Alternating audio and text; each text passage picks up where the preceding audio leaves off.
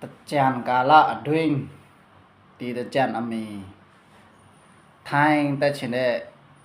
งี้ก็เลยไปပြချင်တာပေါ့နော်လုံးဝမတက်လာသေးနဲ့အခြေအနေကိုမကောင်းတာတကြံပြီးတဲ့အထိအခြေအနေကိုဖောင်းကြည့်ရမှာဖြစ်ပါတယ်ခနော်ဘာဖြစ်လို့လဲဆိုတော့ထိုင်းနိုင်ငံမှာဖီတွေမလောက်တဲ့ပြဿနာဖြစ်တယ်တောလာရေးပြဿနာတွေဖြစ်တယ်ဖီမယောင်းပေးတဲ့အတွက်ဒီဖလမောက်ပုတ်ပြတ်လုပ်တဲ့လူတွေရောဒီဘရိဖတ်က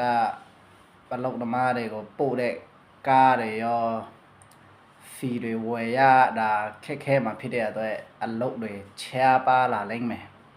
ပြီးတော့အလုတ်ချားလာတဲ့အတွက်ဒီလက်ရှိထိုင်းနိုင်ငံမှာအလုတ်လုပ်နေပြီးသားလူတွေလည်းအလုတ်တွေပြုံကြက်ကုန်မှာလဲချိလာလိမ့်မယ်အဲ့ဒီတော့လူတိတွေအတွက်စိတ်မကောင်းပါဘူးပေါ့အဲ့တော့ထိုင်းမြန်မာနိုင်ငံကနေထိုင်းကိုတက်လာမဲ့လူတွေကလည်းဖင်ချင်းလေးဖိတ်အေးလေးတွေးပြီးမှဒီတကူလာပြီးတဲ့အထီကိုဖောင်းကြပါအောင်လို့ပြောချင်ပါတယ်ခင်ဗျာဒီထိုင်းနိုင်ငံမှာချိပြီးသားလူတွေကတော့မှအခုလက်ရှိအခြေအနေမှာဆိုရင်အလုတ်တွေကြတဲ့လူကကြအလုတ်တွေမမှန်တဲ့လူကမမှန်နဲ့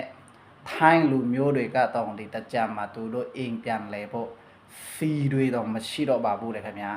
တချို့နေရာမှာတော့မယောင်းပေးတော့ပါဘူးတဲ့ခင်ဗျာထိုင်းနိုင်ငံမှာဆိုရင်တချို့ဆိုင်တွေမှာတော့မြန်မာတွေဆိုမယောင်းပေးတော့ပါဘူးတဲ့ခင်ဗျာအဲ့ဒီတော့ထိုင်းတက်လာမင်းကြီးအကိုတွေဒီဗီဒီယိုကိုမြင်တယ်ဆိုရင်စိတ်အေးလေးထားပြီးတော့တကူလာပြီးတဲ့အထိမှတကူပြီးတဲ့အထိတဒင်းတွေ